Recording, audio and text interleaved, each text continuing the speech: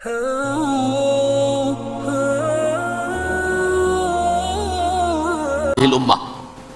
ان کا فوراً ذہن گیا وہ درویش بادشاہ مدینے میں بیٹھا ہوا ہے عمر رضی اللہ تعالی.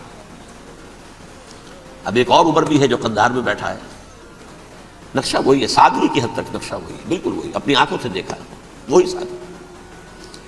عمر اول عمر ثانی تھے عمر بن عبد العزیز.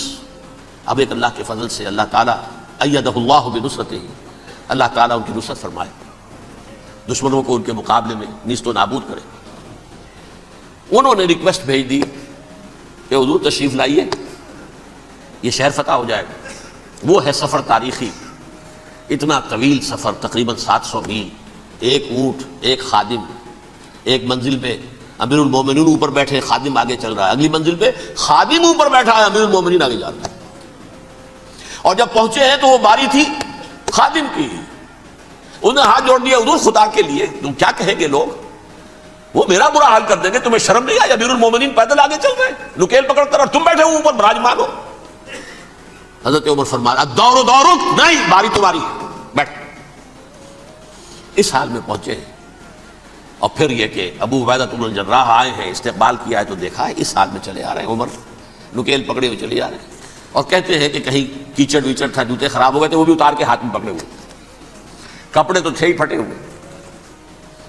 انہوں نے کہا بھی حضرت ابو عبیدہ نے، دیکھیے یہ بڑا متمدن ملک ہے، بڑا مہذب علاقہ ہے یہ، آپ ذرا حلیہ اپنا دوست فرما لیں تب جا کے پیش ہم آپ کو کریں گے. آپ نے فرمایا نحن قوم اعزنا اللہ بالاسلام، ہم وہ قوم ہیں جنہیں اللہ نے عزت دی ہے اسلام کے ذریعے سے، کپڑوں کے ذریعے سے نہیں، دولت کے ذریعے سے نہیں. اسی حال میں گئے ہیں، اوپر سے انہوں نے کھڑے ہو کر نشانیاں دیکھی ہیں، اپنی کتابیں کھولی، ہاں یہ وہی ہے. اچھا لو جی سرنڈر، شہر تمہارے ہاتھ میں. خون کا ایک قطرہ نہیں بہا اور بیت المقدس فتح ہو گیا. لیکن اس وقت حضرت عمر نے ایک نرمی یہ کی کہ یہودیوں کے لیے بھی اسے اوپن سٹی قرار دے دیا. یہ احسان عظیم حضرت عمر کا. اس سے پہلے یہودی آ ہی نہیں سکتا تھا، داخل ہی نہیں ہو سکتا تھا، وہاں وہ آ کر وزٹ نہیں کر سکتا تھا، زیارت نہیں کر سکتا تھا اپنے مقدس مقامات کی. حضرت عمر نے یوں سمجھیے کہ تقریباً 550 برس کے بعد ان کے لیے راستہ کھولا ہے کہ ہاں تم آ سکتے ہو، زیارت کر سکتے ہو. لیکن یہ عیسائیوں نے لکھوایا معاہدے کے اندر، انہیں یہاں آپ آباد ہونے کی اجازت نہیں دیں گے، لیکن کم وزٹ دی پلیسز، دیکھیں زیارتیں کریں اور جائیں. یہ معاہدہ حضرت عمر کا ہے رضی اللہ تعالیٰ، جو پھر خلافت راشدہ کے بعد بنو امیہ نے بھی اس کو آرڈر کیا، بنو عباس نے کیا. پھر جو ہمارے یہ ترکوں میں اندر خلافت آئی تو ترک خلفاء نے بھی اس معاہدے کی پوری پابندی کی. فلسطین میں آ سکتے ہیں یہودی صرف زائرین کی حیثیت سے، وہاں آباد نہیں ہو سکتے. اب آئیے اگلا دور آیا حضرت عثمان کا دور خلافت. یہ ہے وہ وقت کہ اب یہود نے امت مسلمہ کی پیٹھ میں چھرا کھولا. وہ کیسے؟ ایک یہودی عبداللہ ابن سبا اسلام کا لبادہ اوڑھ کر آ گیا، معاشرے کا جائزہ لے لیا. ان میں بنو ہاشم اور بنو امیہ میں جو پرانی کشاکش تھی اس کے کچھ نہ کچھ جراثیم باقی ہیں. اگر ان کو ذرا بھڑکا دے تو مسلمانوں میں انتشار پیدا ہو جائے. کہا یہ عثمان کون ہے؟ یہ تو بنو امیہ میں سے ہے، یہ حق تو بنو ہاشم کا ہے، خلافت ان کے پاس ہونی چاہیے، محمد کے تو رشتہ دار وہ ہے صلی اللہ علیہ وسلم. عوام الناس کے اندر بات پھیلنی شروع ہوئی. پھر ایک بڑی سازش کے انداز میں حضرت عثمان کے خلاف پروپیگنڈا، حضرت عثمان کے جو عاملین تھے، گورنر تھے، ان کے خلاف پروپیگنڈا، اور ایسی ہوشیاری کرتے تھے کہ کوفے کے حاکم کے خلاف کچھ نہیں کہنا. اجی مصر میں یہ ہو رہا ہے، اجی شام میں یہ ہو رہا ہے، اجی یہ جو عثمان ہے وہ یہ کر رہا ہے، یہ ظلم ہو رہا ہے، یہ لوٹ مار ہو رہی ہے، یہ خیانتیں ہو رہی ہیں. اب نہ تو اس زمانے میں مینز آف کمیونیکیشن، کیسے تصدیق کریں؟ افواہیں تو آپ آج کراچی کے اندر شروع ہو جائے تو پتہ نہیں چل سکتا کسی کو کہ کیا اس میں صداقت ہے کیا جھوٹ ہے. اور بری بات جو ہے فطرت انسانی کی کمزوری ہے، وہ فوراً قبول کرتا ہے. کسی کے بارے میں اچھی بات ماننے کو تیار نہیں ہوتا، لیکن بری بات تو فوراً تیار. بہرحال یہ فتنہ انہوں نے اٹھایا، حضرت علی کی الوہیت کا فتنہ اٹھایا، حضرت عثمان کے خلاف الفتنۃ الکبریٰ برپا کیا. حضرت عثمان شہید ہوئے. اس کے بعد 5 برس تک مسلمان ایک دوسرے کی گردنیں کاٹتے رہے، باہمی خانہ جنگی ہوئی. امت کو وہ زخم لگایا ہے جو آج تک جس سے خون رس رہا ہے. یہ شیعان عثمان اور شیعان علی تھے جو بعد میں پھر سنی اور شیعہ ہو اور آج تک ہے۔ فتنہ کس نے جگایا؟ ایک عبداللہ ابن سبا یہودی اور اس کے کارندے، شیطان کا ایجنٹ، اور انسانوں میں سے بھی اس کے جو بھی حواریین تھے اور شیطانوں کے اندر سے بھی تھے، انہوں نے بھی اس آگ کو بھڑکایا۔ یہ آپ سوچ لیجئے کہ یہ کس نے وہ زخم لگایا؟ یہودی۔ اگلا دور آیا، خلافت راشدہ ختم ہوئی، بنو امیہ کا بھی دور کافی گزر گیا۔ طارق ابن زیاد 712 عیسوی میں حملہ کرتے ہیں اسپین پر۔ اسپین اس وقت عیسائیت کا بہت بڑا گڑھ، بڑے کٹر ترین عیسائی جو ہے وہ اسپین میں تھے، لہذا یہودیوں کی وہاں بہت پٹائی ہوتی تھی، بہت پٹائی ہوتی، میں بتا چکا ہوں، دشمنی تھی ان کی تو چلی آ رہی تھی عیسائیوں کے ہاتھوں یہودیوں کی۔ وہ تو سن 300 عیسوی سے ایمپرر کانسٹنٹائن کے بعد سے شروع ہو گئی تھی۔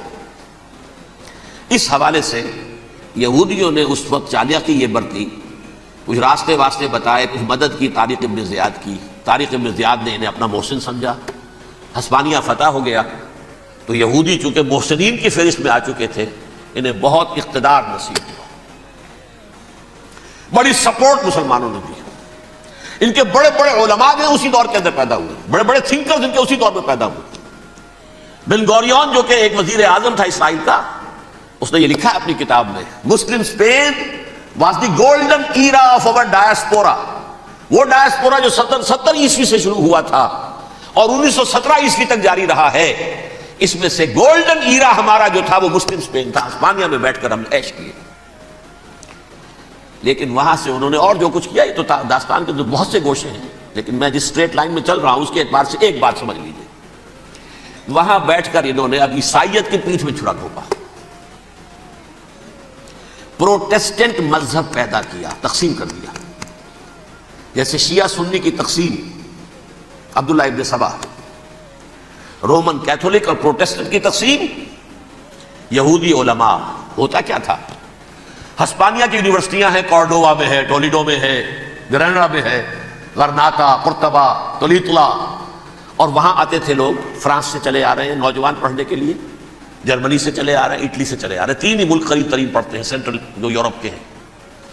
یہاں پر جو ہے وہ اسلام جو نور پھیلا رہا تھا اس سے بھی مستفیض ہوئے، جہالت کے جو ہے پردے ان کے وہ چھٹے، اس کے ساتھ ہی وہ یہودی وہاں ان کے اندر جو جراثیم داخل کر رہے تھے وہ اس عیسائیت کے خلاف بغاوت تھی جو اس وقت دنیا میں عیسائیت اس وقت تھی۔ پوپ کا راج تھا دنیا میں اس وقت، یورپ میں جو عیسائیت تھی اس میں ایک طرف بادشاہ تھے، لیکن بادشاہوں کی حیثیت وہاں پر یوں سمجھ لیجئے کٹ پتلیوں کی تھی، اصل قوت پوپ کے ہاتھ میں تھی۔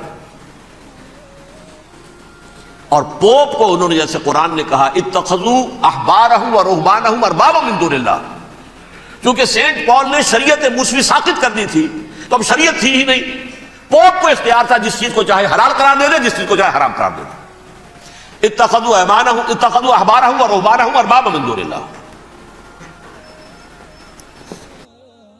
انہوں نے کہا صاحب یہ پوپ کس بلا کا نام ہے، یہ بھی انسان ہے، بات تو ٹھیک تھی نا، اصل حیثیت تو کتاب کی ہونی چاہیے نا، ڈیوائن بک، دی ریویلڈ اسکرپچر، لہذا یہ کتاب ہر شخص پڑھ سکتا ہے، کوئی پوپ کے باپ کو جو ہے کوئی اس کے لیے پروپرائٹری رائٹس تو نہیں ہے کہ صرف پوپ پڑھ سکتا ہے یا پادری پڑھ سکتے ہیں، ہم بھی پڑھ سکتے ہیں، ہم بھی سمجھ سکتے ہیں۔ یہ باتیں تھی کہ جن کو بڑھا چڑھا کر بیان کر کے اور پوپ کا اقتدار ختم کرا دیا اور توجہ مرکوز کر دی بائبل کی طرف۔ اب بائبل میں بڑا حصہ تو اولڈ ٹیسٹامنٹ کا ہے، نتیجہ کیا ہوا؟ یہود کی عظمت پروٹیسٹنٹس کے نزدیک مسلم ہو گئی۔